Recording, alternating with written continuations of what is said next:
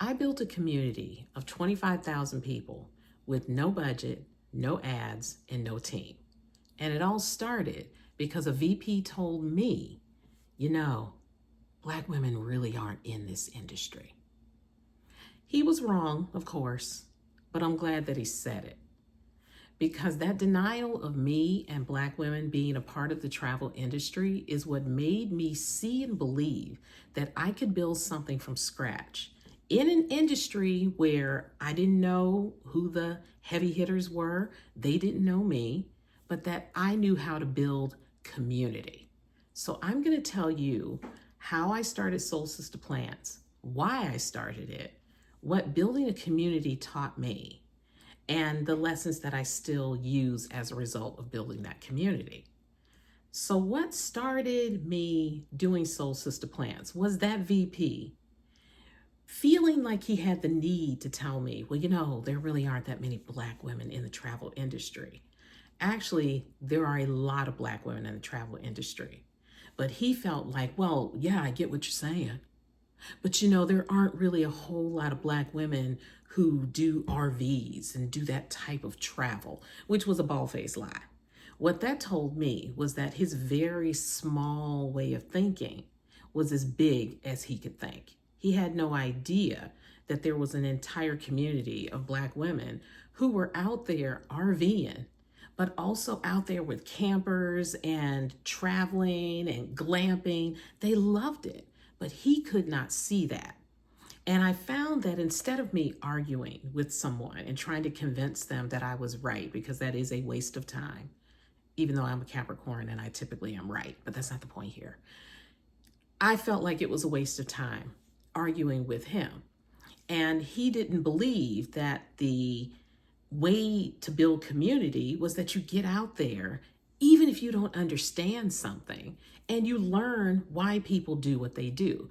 The fact that there were a few Black women doing travel in RVs, glamping, camping, who loved it, just because he didn't see it doesn't mean that it didn't exist.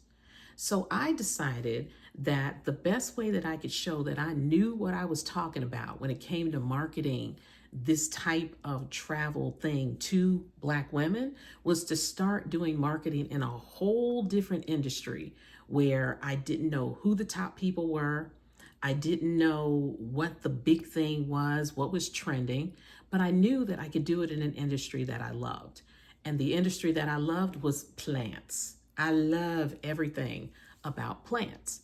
And so I figured, why not build something from scratch? So I started an Instagram account, 0 followers. Nobody knew I was doing it. I just did it. I just put up some of my plants, talked about the plants a little bit, and it was just post at that time.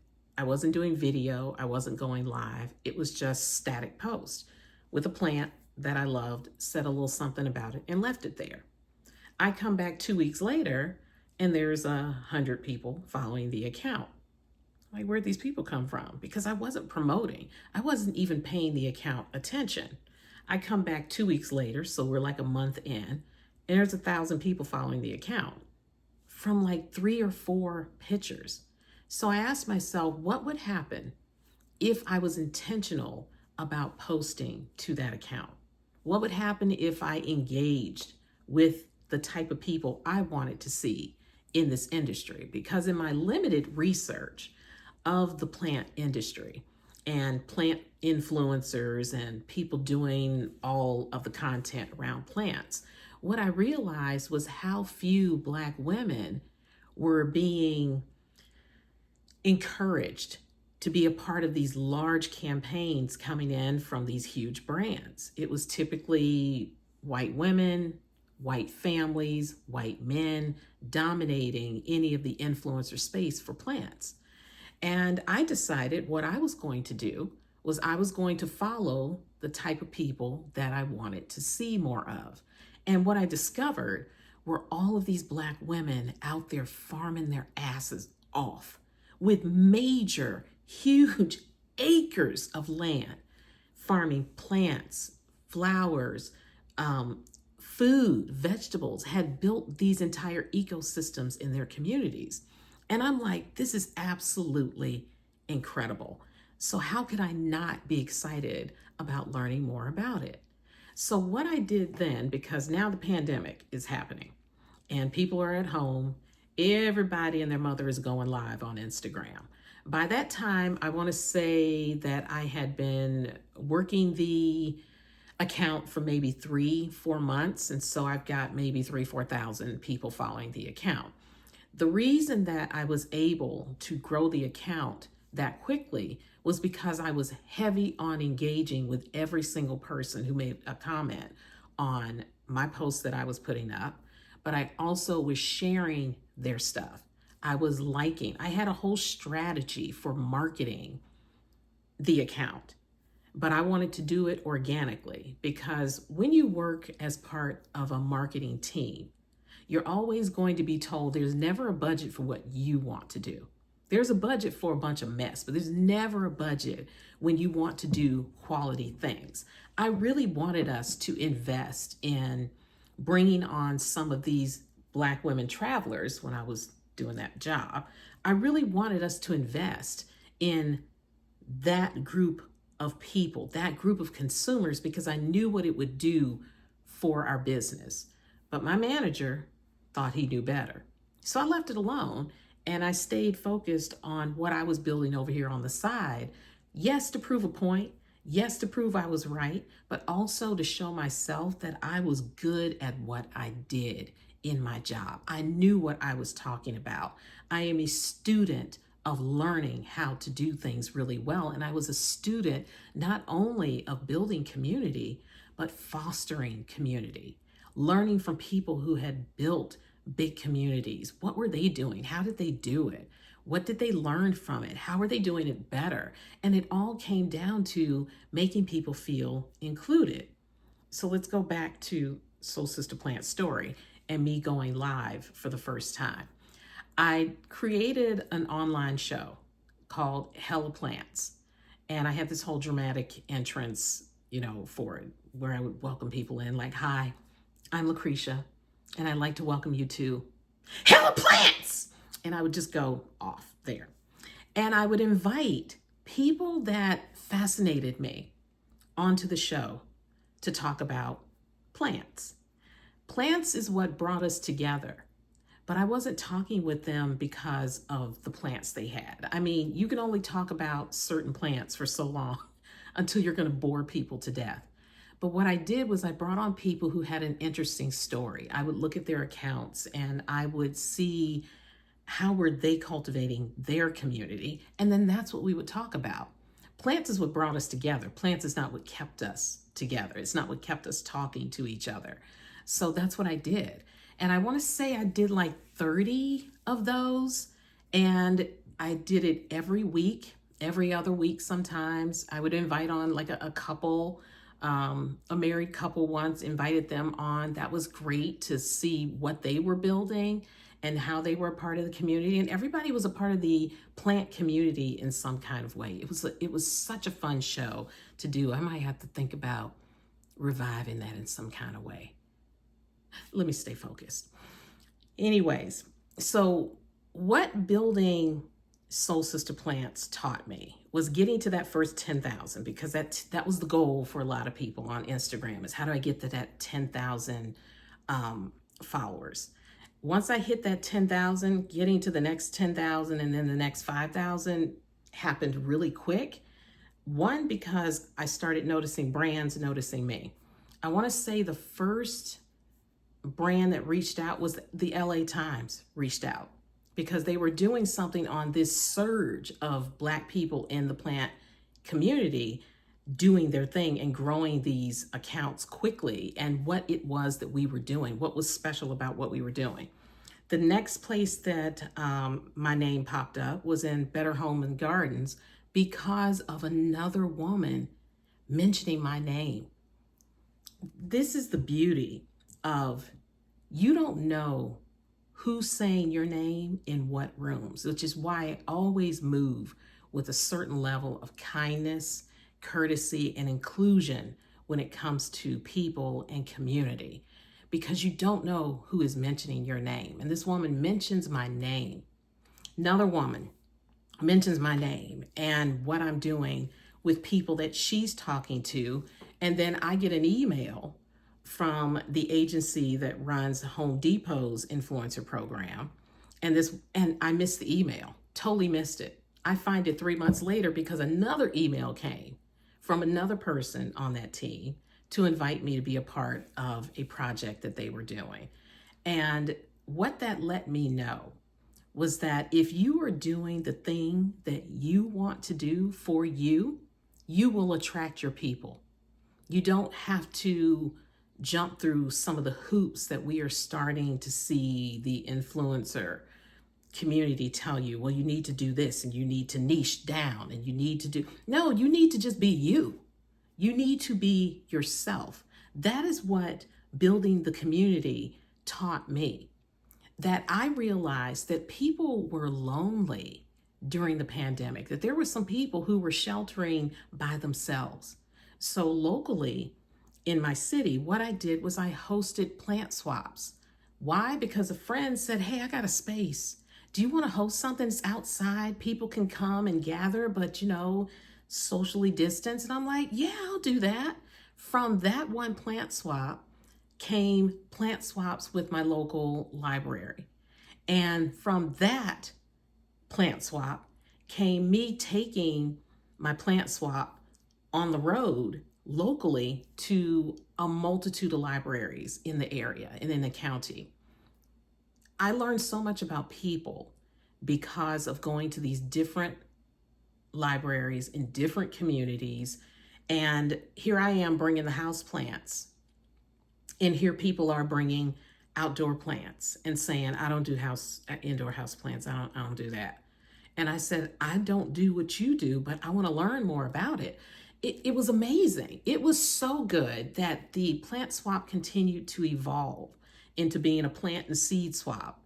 What I realized was that what I was doing was offering the container for community. I was offering a space where people felt safe enough to not know everything, but to want to know more and want to meet other people. I knew that some of the people coming to the plant swaps in person were not people who would normally talk to me. They would never normally be in conversation with a Black woman. I specifically remember this one older white gentleman who came and he had a bag and it was full of seeds and everything. This man had heirloom seeds, tomatoes, and you name it, this man had it. This is stuff that people would be charging you $20, $30 for a pack of 10 seeds. And this man had them for free and brought them to the plant swap. And he brings and he says, well, I don't know if you're really like accepting these. I said, I accept everything. And he said, well, I came because, and he had the flyer with my face on it. And he took it out of his pocket and asked me, is this you? And I said, yeah, it's me. I had braids then and I didn't have braids. So he and I stood and were in conversation for about 15 minutes with him telling me about what he used to grow and how he kept the seeds and he didn't have space anymore to grow the plants, and how this is what brought him out, was the opportunity to maybe see if maybe somebody else might want to grow some plants with the seeds that he can no longer use. And that man left with 2 house plants, finding out that 3 of the people who were at the plant swap lived in his neighborhood, who had gardens that he could now go to with his seeds, and he could get back to planting because they were offering him space. How could you not be excited about what community can do for you when you can see what it can do for somebody else? Every single time that I left a plant swap, I felt really good about what I had done. It just made my heart so full. And I looked forward to the next one and to welcoming people in. I loved it when people would bring their kids and they would get their first plant, that was just for them, because I had learned through hosting each one of the swaps to bring small little things for people who were completely intimidated by plants, to bring clippings that they could just put in a glass of water and start from there. And then people would start sending me messages about the things and the plants that they were growing. Now, I could go on and on about all the stories of the good things that came out of SoulSista Plants. But I want to kind of end this talking about the lessons that I still carry as a result of building that community. Number one lesson is, if somebody tells me what I can't do, I'm going to show you that I can. I'm going to show you that I can. Not only am I going to show you that I can, I'm going to blow your freaking mind. So I didn't do what I did to fully prove a point to that VP who tried to minimize me and what I was bringing to the table, and to try to tell me that because I wasn't in this industry that I didn't know what I was talking about. But the one thing that he could not bring was community.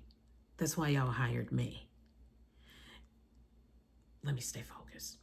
Another thing that I learned is that if you create a safe space, a place where people feel included, everything works out. You will meet people that you did not know could be good friends, or who have access to spaces that you didn't know. Because of me doing the swaps with the local library hosting, there were people who said, hey, would you host here? Hey, I've got a gym and I actually have been wanting to put plants in there. Would you host at my gym? Yeah. Hey, I've got a bar. Would you host at my bar? Hey, I've got this. Would you host here? It was, and I did these for free. I didn't charge people to do this. I was just there as a host because I believed that everyone deserved to have a plant. And at that time, you had these overly expensive plants. People were charging astronomical numbers, hundreds of dollars for clippings. And I felt like everyone deserved to have a plant. And I wanted people to have that. So for me, this was all about being inclusive. And it taught me that one of my personal philosophies is to lead with inclusion, that if I'm looking to include you, all things are going to work out. But you got to have an open heart for that inclusion also. Another thing that came out of building community, but also building SoulSista Plants from scratch, was to never doubt myself. I do doubt myself when I try to do certain things, but I have learned that when I believe that I can do it, and I put some energy and action behind it, when I work through the fear, because fear is false experiences appearing real, but when I work through it and push through it, I can shift the energy of fear into something good. So those are some of the lessons that came out of building a community from scratch. And what I hope that this encourages you to do is to never doubt yourself. Don't let anybody tell you what you can and cannot do. Be your biggest cheerleader. Build the things that you say you want to build. Put in the work to do it for yourself first. I did that for me. I didn't do it for anybody else, but I see all the great things that came out of me doing something for myself. Yes, to prove a point initially, but then to shift into, no, I'm doing this for me. When you do that, nobody can tell you what you can and cannot do. So I would love to hear from you. What is something either you've been sitting on that you know you need to start? What is that thing? Tell me what it is so I can hold you accountable, but also so I can cheer you on.